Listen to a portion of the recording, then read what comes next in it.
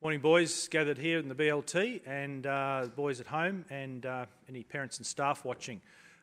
Yesterday I had a little trip around the new Annan Theatre being built. It's changing on a daily basis, and there's a team of men and a few women swarming all over it, and it's taking on great shape. It struck me yesterday as I walked around the front of it, where the Dixon Gates are, that monument, actually a monument to Mrs. Dixon, Mr. Dixon, Horace Henry Dixon being our founder. The gates there, the Dixon Gates, green gates on cream columns, are a memorial to her that the old boys paid for and had built many decades ago. But that gate actually sits pretty much looking at the new Annan Theatre, and the Annan Theatre looks at the Dixon Gates. And there's two medieval creatures on top of that, and the first person that emails me with the name of those creatures will receive a prize. I can't remember what they are, but they do have a name. If Canon Bruce Morn was here, he would remind me. So these two creatures looking up at the Annan Theatre, the Dixon Gates, and the Annan Theatre looking at the back at the Dixon Gates, and I wondered how Horace Henry Dixon, the founder of this school, Anglican priest from the local parish, how he would have coped with COVID-19. What would he have made of it? And I thought a little bit more about that, and I thought he actually came out on a boat from England. You talk about totally different environment. He came out on a boat from England as an Englishman, and he was eaten alive by the mosquitoes. He had to learn to ride a horse because that was the only transport around the colonies at the time. Even the language and the slang from the country people around here would have been totally different from anything he'd heard around Oxford and Cambridge, where he was brought up and where he started teaching and preaching.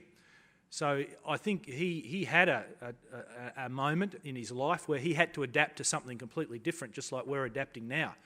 I think his degree of adaptation would have been even greater if you think of that Englishman coming over here to the Barrens of Queensland with hardly anything around, except an old wreck of a house, which is now where the Biddle housemaster lives, Mr. Holtzbaum and his family. That old wreck of the house was the governor's summer residence over 100 years ago, and he found that and decided to turn it into a boys' school. So again, how did he adapt to a totally different environment? He wouldn't have done any carpentry in England. He was from an upper middle class household. Someone else would have done the carpentry. When he started the school, he was the carpenter. His wife was the cook. So they had to adapt to an entirely different environment, entirely different skill set. He had to learn about plumbing, had to dig toilet pits for the 8 or so boys that were living pretty much in the house with him. So yeah, he did adapt pretty well. I think he would therefore have coped brilliantly with COVID-19 as a man who was intelligent and who looked to adapt and do good things. So I guess what did he do with his big moment of adaptation moving over here? He started to build TSS. He envisaged it and literally started to build it with his own hands and learning the carpentry as he went. So at the end of his COVID-19 moment, when he transformed himself into Australian, he probably looked back with some pride. So I guess it was a moment for me yesterday, and I'm throwing that to you today. What have you done during COVID-19 times? What have you done to develop as a person? Have you just said, well, here's a good time to sit and watch more TV and mope around and be depressed by the news? Or have you actually used the time to develop different talents that you probably wouldn't have had to have the time to do? Or have you had to develop different talents? I know the teachers have. You have all had to develop the talents of learning online and the teachers of teaching online. And I think Horace Henry Dixon would be pretty proud of the adaptation the teachers and you have made in that regard. But what else can you do? There's another few weeks of this running. What can you do to develop yourself as a person so that when you look back on it and say, well, that was a time when it could be even reading 2 books that you wouldn't have otherwise read, reaching out to someone and seeking to understand them that we would have otherwise reached out, a conversation you might have had with dad or mum that you might not have had if everything was normal. Look back on those moments. If they haven't occurred for you, it's not too late. What are you going to do? Horace Henry Dixon built a school in a time of uncertainty, in a time when he would have been pretty stressed and anxious. What are you doing during this time? Thanks, boys.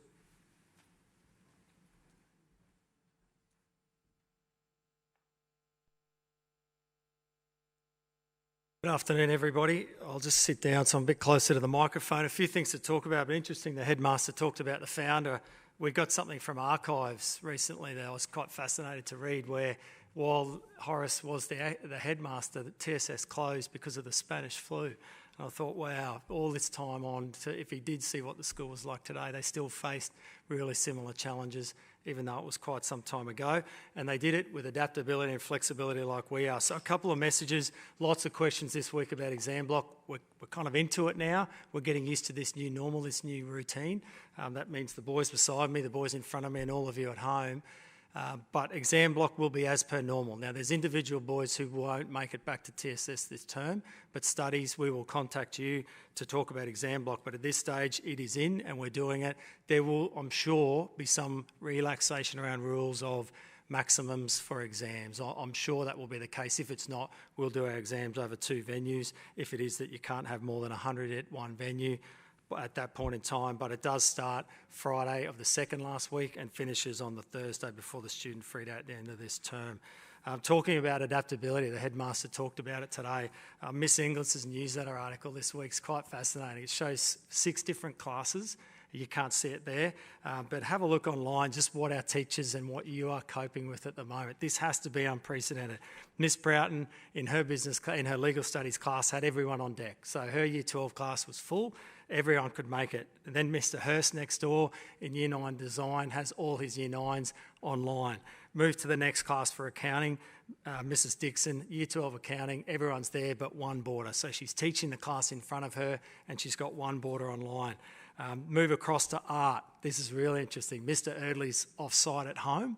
He's a little bit vulnerable in terms of his health at the moment, so we just didn't want to take any risks. So he's at home, taking no risks at all, teaching from home. We've got a teacher in the classroom with all but 2 boys working from home in that class. So you've got a teacher off-site, 2 boarders at home, the rest of the class there, and then you have Mrs. Gibson in math methods for Year 11, 5 boarders online with a teacher, one of our house mums, helping out in the classroom. It's absolutely fantastic to see.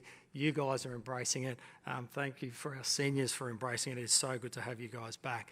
As we kind of progress, I suppose, we're gradually getting back to more and more boys on campus, but for Year 7 to 10, it's going to be really tricky. We're yet to decide what the criteria will be around your return, but at this stage we can only have 25% of boarders in Year 7 to 10 back, so lots of more information to come.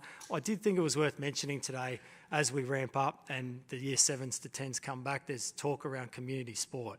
And I certainly, for one, with a PE background, would encourage you to join community sport. That's not school sport. Let's get that straight. They're completely different rules. There's no school sport.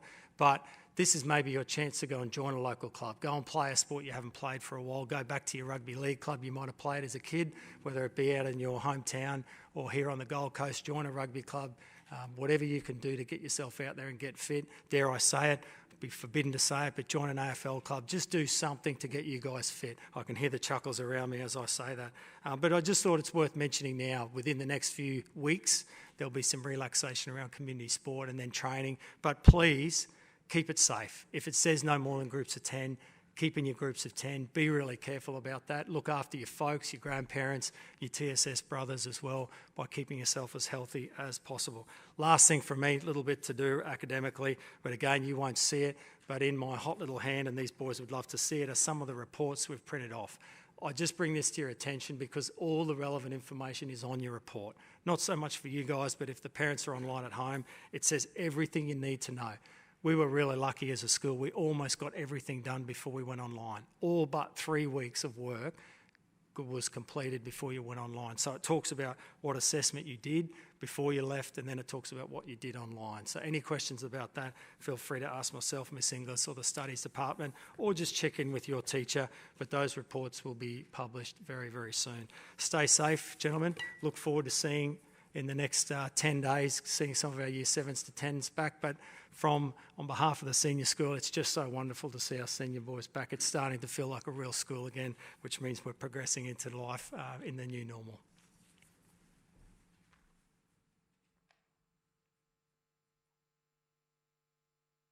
Mr. Hawkins, I just wanted to update our community about what's happening with our boarding program and how it's going to be staggered for the rest of the term. Because boys, boarding environments have been considered high risk for obvious reasons. So when you're hearing schools coming back, starting with year 11 and 12 this week, we've got information about boarding that we can't just bring everyone back when everyone else is coming back, because they are, as I said, a high-risk environment. And when you think about a highly contagious virus like COVID is, when you think of other highly contagious viruses like norovirus or even the flu, there are 3 environments that are really affected the most. 1 is nursing homes, 2 is cruise ships, and the 3rd are boarding schools. And we get COVID, you spread COVID through the home. And boarding school is really just a large home. So instead of having a parent or 2 parents and 3 or 4 boys, we have 80 boys. I'm not saying adolescent boys aren't the most hygienic people in the world. Of course they are. But we need to have a number of things go in place in order we have these boys back. So each boarding school, irrespective of your TSS or Nudgee or over in Western Australia, we have to follow a set of guidelines, borders, that we have to follow, and they are around accommodation. As Mr Hawkins said, you need to have your own room, which in our school, year 11s and 12s can. But through year 7 to 10, even though they have their own space, they are in more open dormitories. And if you have more open dormitories, like a lot of accommodation is in boarding schools around the country, you can only fill 25% of that. Now, how long these guidelines go for, we don't know. But in the short term, Year 12 boarders are back this week. It's great to have them back. Year 11 are coming back Sunday for Monday.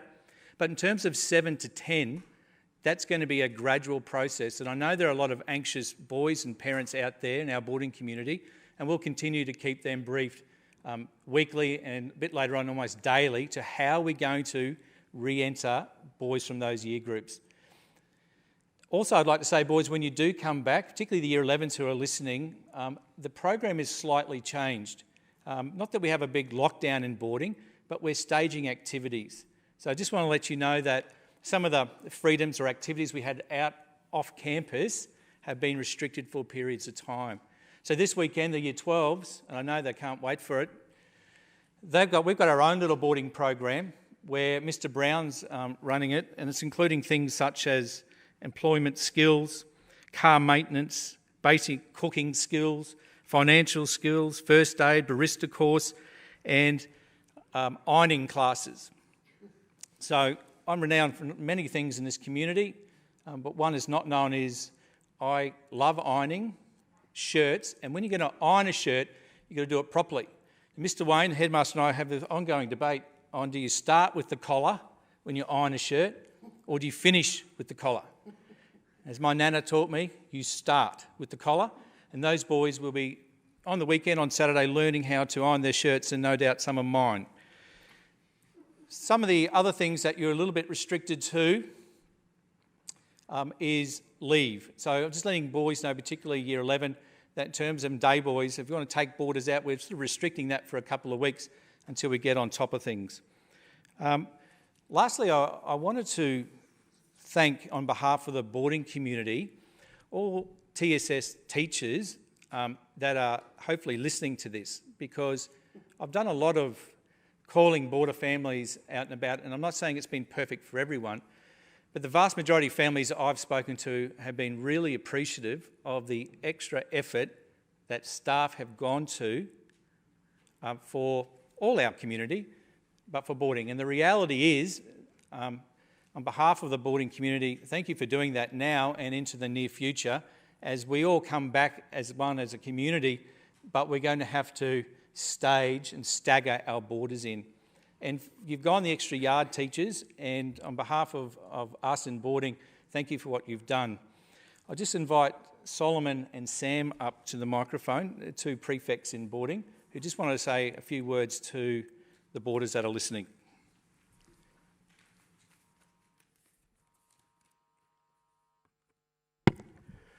Over the last week, all of the senior boarders have returned to normal classes, including the Year 12 boarders who have settled back into our boarding routine and have hit the ground running. Despite the novelty of having the dining hall back to ourselves, boarding truly isn't the same without each and every one of you younger boys. Considering the current situation surrounding COVID and the progress over the last week that we have made as a school community, We are all optimistic to have all of you back with us as soon as possible. And with our Year 11 boarders joining us at the start of next week, we are hopeful that we will be able to return to our boarding community and our normal boarding procedure with as much normalcy as possible. As Solomon said, it's been an interesting week in boarding, and we hope to see you boys back as soon as possible.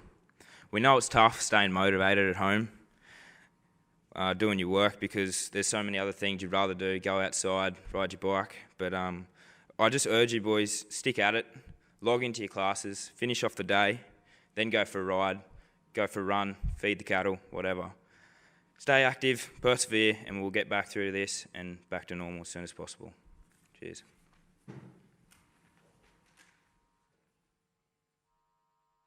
Well done, boys. I'll start by disagreeing with Mr. Watt. Start with the front of the shirt, back of the shirt, sleeves, finish with the collar, but we'll debate that later.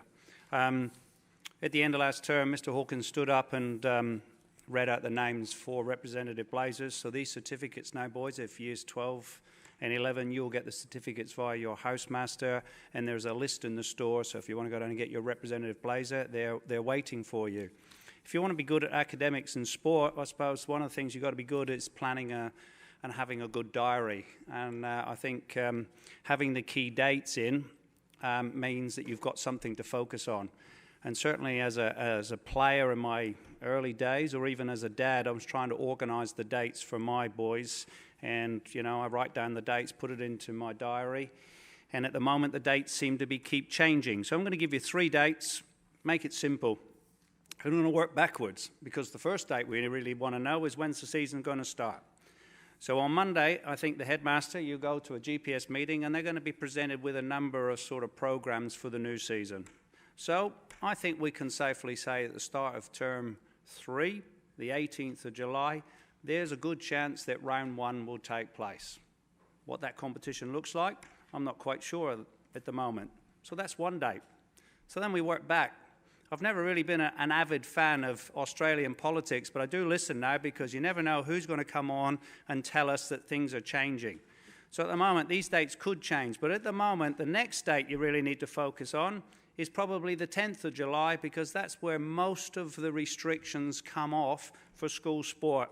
And probably most sports at TSS and around GPS on the 11th, that's a Saturday, the end of the holidays, there's going to be some sports camps taking place as we try and organise for that 18th of July. Then let's go back to the end of this term. That's when stage 2 comes up, and that's the date called the 12th of June, where there's 20 people can get together. And I suppose it's non-contact at that stage, but that's where we can kind of have a pretty good practice and start doing some activities. So really, academically, you've heard some dates. At the end of this term, there's a good chance that most people are going to be back at school, and there's going to be some activities to get us prepared. 12th of June, 10th of July, round 1, 18th of July. And I suppose the best way to put the picture together now, because it's just think, if you were rowing in term 4 or playing cricket or sailing, you're just training at the moment. There's no competition at the moment. This is kind of term 4. This is getting prepared. And if you keep him fit and keep him active, you're going to be ready for those key dates. Thank you.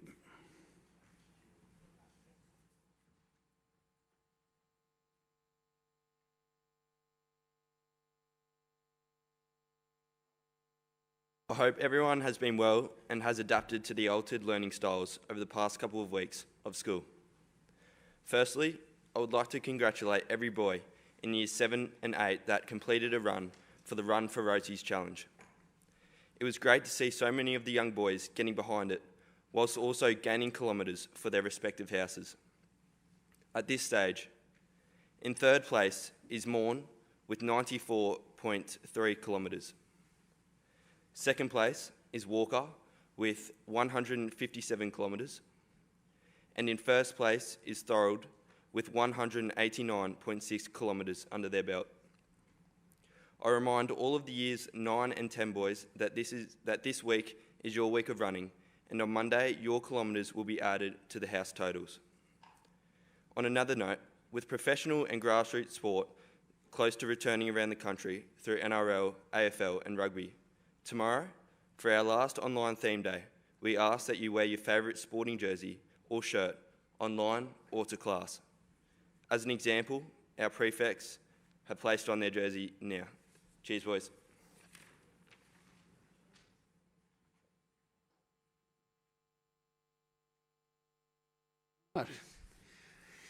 If I'd known, I would have worn mine. Mulgrave, North Queensland. Anyway, we're going to have a prayer today, and it picks up actually strangely what the headmaster was talking about, learning individually about ourselves. And he was talking about little activities you can do academically and so on, but also physically. We've been talking about that. But this is actually the way we are in our character, our responses to different things. So it picks up aspects of that. Let us pray. God, Creator and Redeemer, thank you for the gift of life and the invitation to grow and develop through our lives. In life, we encounter different events and experiences, learning that life is complex, ambiguous and mysterious. We encounter ourselves, noticing how we respond and react to both blessings and the trials of life, discovering that we still have much to learn. We thank you that as we continue in this journey of life, that you are with us, calling us forward to become more fully ourselves and more completely a reflection of your love, creativity, and holiness. You invite us to be with you in the quiet moments so that we can become more aware of that peace and love that you provide. The grace to be patient, the generosity to show compassion to those with less, and the courage to face the painful aspects of life. Father of love, be with us when we are deaf to you. Whisper to us and call us further into your life, which is eternal. We pray this in the name of Jesus, your eternal Son. Amen.